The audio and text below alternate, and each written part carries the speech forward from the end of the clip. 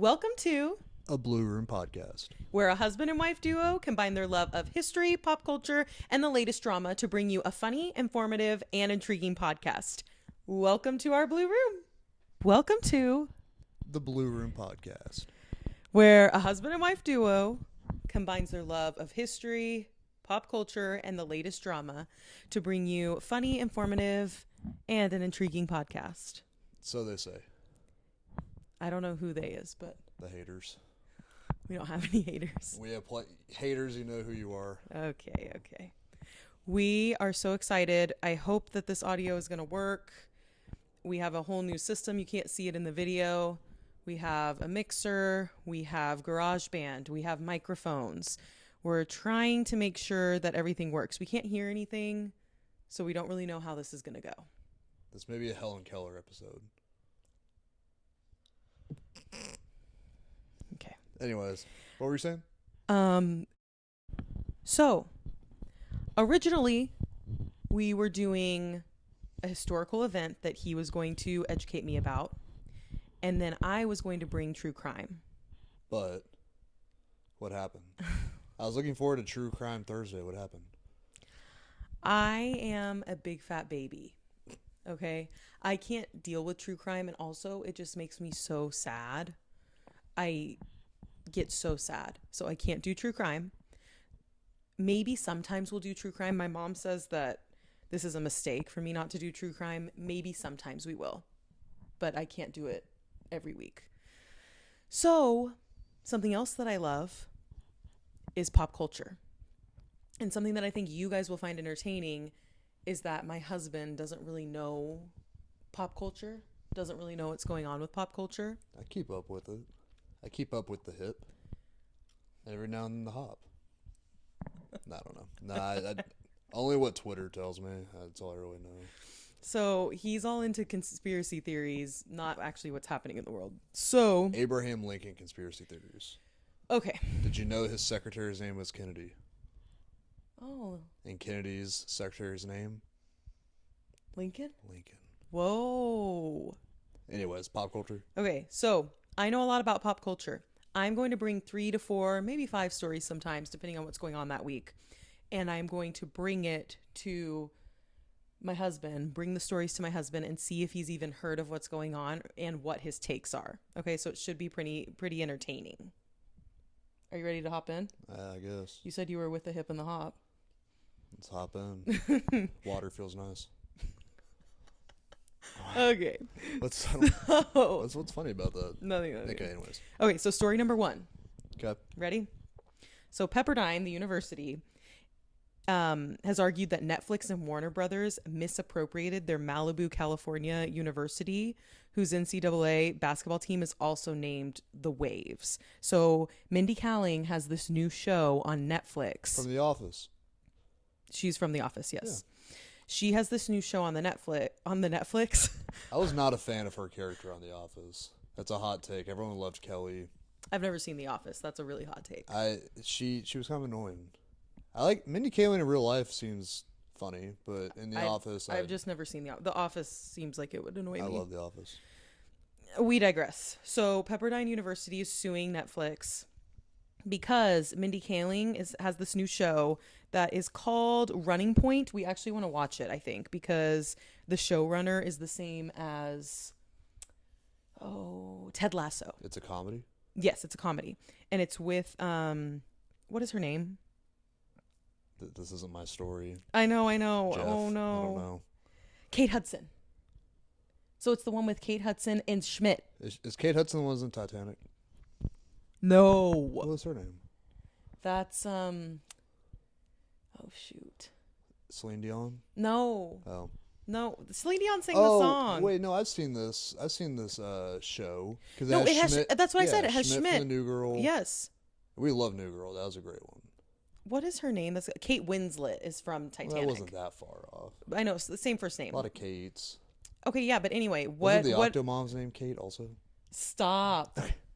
What do you think of the story here? So Pepperdine is suing Netflix. But why are they suing them?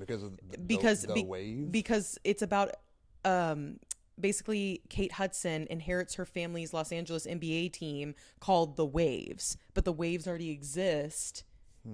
Isn't that But interesting? they're like not giving credit to Pepperdine. I guess not, because they're suing. I mean, I can understand how somebody could be upset about that, but also I think the Waves is kind of. I mean, when I hear that, I don't associate that with Pepperdine. But how interesting is this? The university has also expressed deep concern about some of the series themes, which include explicit content, substance abuse. It's more of a yeah. they don't want their brand with that type of. They thing. don't want Pepperdine's Christian values and reputation with that, I which mean, now this makes more sense to me. I get it, but one, Pepperdine's a college. This is about an NBA team. Mm-hmm. And two, like I said, when I think of like the Waves, I think of like Tulane. Like I would think about Tulane's football team. Who? Tulane? Tulane? Yeah, I'm pretty sure they're like the Green Waves or something. That's a horrible name for a team. Well, I would say like I would associate that more with it than Pepperdine. That seems kind. But also, the Waves is a dumb name for a basketball team, anyways. I do agree with that. I would like maybe like a water polo team. Something dealing with the water. Some of the people have been wondering what I'm really digressing here.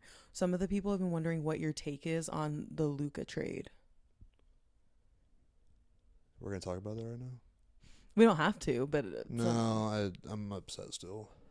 okay. But Luca, if you're somehow watching this, I don't know why you would be, but we love and miss you in Dallas. Please come back. We'll fire Nico. I'll do it myself. He's the worst GM in the league. How do you trade? Never mind. Yeah, sorry, I got him heated. But Yeah. anyway, that was about basketball. So yeah, I mean, I don't know. Like I understand being upset, but also to me, I don't think Pepperdine is necessarily known for their basketball. I agree, and I feel like this is kind of like I don't even know which Malibu's it in. and also is it in Florida or California? California. Isn't there a Malibu, Florida? I don't think so. Pepperdine's definitely in California. But my point is, I feel like they have a good chance to win, but I don't think anything's going to happen to the show. Netflix will pay them off. They have the money to do it. But Pepperdine doesn't need any money. Obviously, they're upset about something. So I mean, So give I them. don't know. Would you just give them the money to make them be quiet? yeah. I mean, at this point, I don't think it's worth it. That makes sense. Are you ready for story number 2? Sure. You're gonna like this one. I bet I will. Everyone's favorite Golden Girl will be showing up in mailboxes across the No U.S. way. very soon. The old B-dub?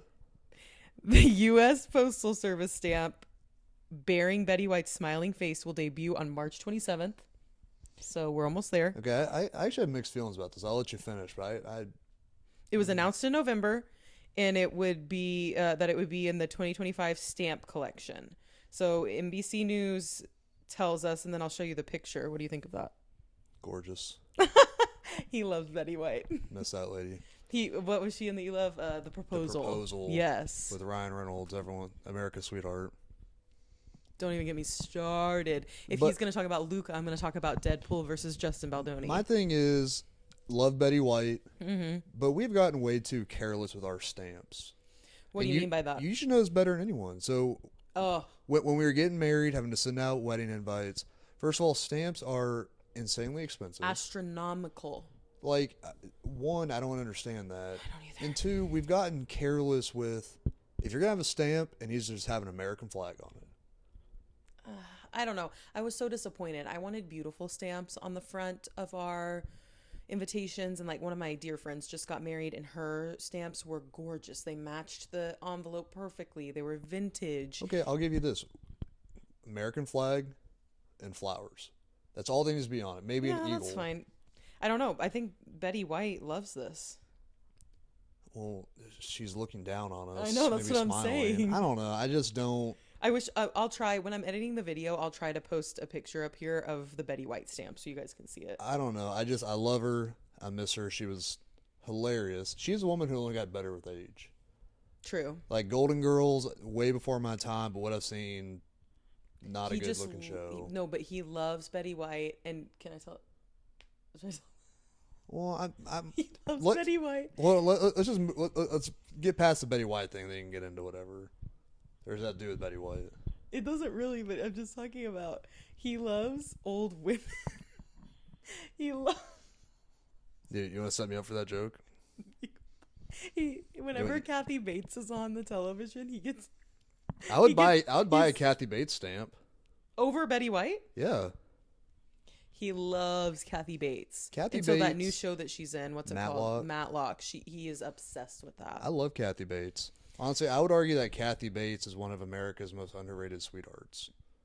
That's crazy. She's great. Everything she's in, she's great. Her range is amazing. I'll give you that. Now I don't know how we went from talking about Betty White stamps to Kathy Bates, but I'm sorry. I was just I talking don't about know. how he Stamps are respects just he respects the older generation. That was my point. He thinks stamps have gotten out of control, which I kind of knew this would be his take, but I just wanted to hear if he even knew. Did you know that Betty White was going to be on a stamp? I don't keep up with stamp culture necessarily. Okay. Here's the thing. I love it. I hope her family's happy with it, but me personally, random. It is kind of random. I don't understand it. It is kind of random. Okay, you ready for story number 3? Okay. 1923 stars Harrison Ford and Ooh. Helen Mirren promise a worldwide story. Helen Mirren, another older woman that is just Piercing blue eyes. graceful and beautiful. Seriously, Be quiet. I'm not even laughing. I'm being dead serious. They're being quoted saying that it's epic. So Mirren says season 2 of the Yellowstone prequel features a wonderful mix of the hugeness of human life and then the small, intimate details of human life as well. This is all reported by EW. We are so excited. If you have not watched 1923, we're about to talk about it a little bit, so there is some spoilers coming up. So if you plan on watching it, fast forward this part. 1923 is my favorite show in the Yellowstone universe. It's one of my favorite shows ever. Ever. Like, It's beautiful. I don't love TV necessarily. I'm more of a movie guy. 1923 is one of the best TV shows I've ever seen. It is so good. It's beautifully filmed, best costumes, such a good cast. And it's perfect because Yellowstone really fell off. We were not happy with this last season, really. It kind of... It was hard. The show needed to end, and 1923 is It's filling that void for us. so perfectly done. But I would say even Yellowstone at its best, I think 1923 might be better. Yeah, Just I mean, because it's hard. it's so action packed. But- There's no but it's- there's no filler episodes. It's hard because Yellowstone was doing something like during season 1 and 2 that no one else was doing anymore. So Yellowstone was so incredible those first couple of seasons. But I agree with you. It's beautifully shot. If you haven't watched it, Harrison Ford's in it, Helen Mirren, Brendan Sklenar, which I love him as Spencer Dutton. And I think we can both say too, like, we're not the biggest Harrison Ford fans. Like, No, I loved him no. in Star Wars, of course, but and Besides and that. Indiana Jones I love, but the Yeah. rest of his movies I don't love. Yeah. But in this, he's amazing. Yeah. I mean, He's great. Even But being older, like he is, so spoilers, he is like passed out for more than half of the season because he gets attacked, but he is good. yeah, but even in that, he's strong and he is showing that strength, which I don't think Harrison Ford is known as like a pretty boy, playboy. I don't think anybody would necessarily call him like a cowboy. yeah, really. like a strong Mhm. Western cowboy, which he does a really good job with. That's true. That's really true. Yeah, can't So wait. that Sunday. happens Sunday. We're super excited. What is your bet on when Alex and Spencer are finally reunited? You and I have disagreed on this. I don't think she comes back until third to last episode. I don't think this at all. I think she's back. I think they're back together second or third episode. No, she's stuck in England. Doesn't matter. I think we're gonna have a huge time jump. One of Taylor the Sheridan's Yeah. he loves to do these time jumps. Let me tell you. one of the most heartbreaking and beautiful scenes in television was that ending Oh, I was so upset. where Spencer is being taken off the boat. He was arrested for fighting, and Even though it was not his fault, it was the Lord. That's one of the best scenes too. Yep. If you want to just laugh, go watch the fighting duel with the swords. It's like Between the this- second to last episode. It's Yeah. amazing. this British swordsman and a Western cowboy. What does she say to him? She says something like, "He's an expert swordsman," and he's like, "Okay." Well, she asked him, she's like, "You ever used one before?" And he's Mm-hmm. like, "Never held one." And it's a great scene. But when he's being rowed away and she's yelling at him about, "I'll meet you in Bozeman," I mean, it's just a beautiful scene. Oh, it's so heartbreaking. We recently we had watched it when we kind of had first started dating together, and then we recently rewatched it. So 10 out of 10 recommend. If you've never seen it, totally recommend you watching it. And it has Bronn from Game of Thrones in it, who we both love. Oh, but he's such a bad guy. Yeah, but he's such a great bad guy. Yeah, he's even great. in Game of Thrones, it's kind of he's a kind of bad morally guy. gray. It's true. Okay, fourth story, and then I have a little bit of a surprise that we're gonna do. Oh no. So, Amazon MGM Studios, they are taking control of the James Bond series under a new deal with the franchise's longtime producers Michael G. Wilson and Barbara Broccoli. Her name's Barbara Broccoli. I actually have heard the story. Oh, you have? I'm optimistically. I'm not. Amazon took Lord of the Rings and really didn't do great stuff with it. So I'm not too optimistic unless. Well, do you know what I'm going to say? Well, let's go back and forth. I know who your obvious number one pick will be. Say it. 1, 2, 3. Henry Cavill. I think he's the obvious choice. I think Amazon learned from their Lord of the Rings mistake. I mean, they spent it was like $1 billion they spent and just wasted. Yeah, and no one liked it. I don't think they'll do that again. I think they'll give the people what they want. The people want Henry Cavill. I don't necessarily think he's the best choice, just because he's too. It's gonna sound weird, but he's like too strong. He's too big and strong to be James Bond. James Bond is supposed to be cunning and like sneaky almost to a degree. Henry Cavill is all brawn. But he's nothing wrong with that. So handsome, so British. Okay. Imagine him. Kathy Bates. Be quiet. Imagine him. I can talk about my crush too. That is so weird to admit that on live. Anyway, I'm live. to admit that on our podcast. Anyway, imagine him just saying "shaken, not stirred." Like, come on. That's a great thing. I mean, he is British, which is British. already like you have to be British. Strong jawline. Like when I forget who they were talking about. They were talking about an American James Bond. No it's like way. You can't. In the same. Oh, it was Oh, why am I? I'm gonna look it up. I'm gonna find what his name is. Okay. Sorry, go ahead.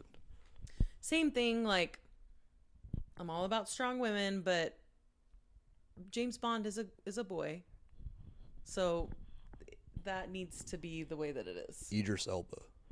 Oh, he would be handsome. He's British. I guess he is British, but he was in The Office too, and he was American. Was he really? Yeah, He was not in The Office. he was. He was in it for a little bit. I don't know. He would be a strong James Bond. But he has the same issue as Henry Cavill. He's like buff and brawny. Yeah, I know what you mean. He's too big. Yeah. But the next issue, and I've been seeing this a lot. To me, the James Bond films fell off because they were in modern times. You think they need to be? They need to be period pieces. The best James Bonds were older England, and it was great. I'm looking up who is going to be the next James Bond. Like, I think we need to go back to that. We need to go back to, 70s, 80s England. This whole modern thing where you have these modern sports cars, it just doesn't hit the same. Mm-hmm. They're saying that Cavill might be too ironically old now because he's 41. Which is what I told you. That's so insane. That James Norton, don't know who that is. Oh no, Aaron Taylor Johnson. He's too pretty. Well, that's what I was telling you. James Bond, that was the issue too with the James Bond films. Daniel Craig.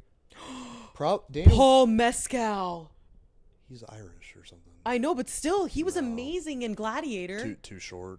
No. No, well, here's the thing. The best James Bond, Daniel Craig was probably the best James Bond, but he got to a point where it was too old. Wait, this is hilarious that you just said that. People are going to come after you. What? Sean Connery.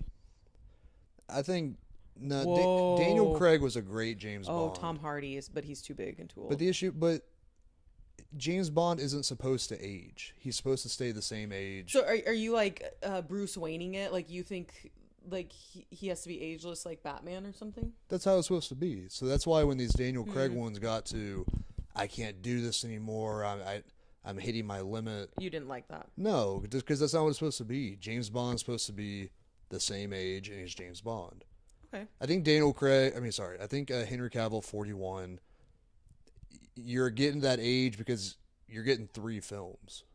And so you think he's 50 by the last one? It's kind of kind of pushing it. I guess that's true. But there's enough Just for Men to dye his hair in the world. I mean, he's been doing it for plenty of time. You so better be quiet. He's naturally beautiful and gifted and talented. you can be naturally beautiful and still dye your hair, Anyway. like Henry Cavill does. Okay.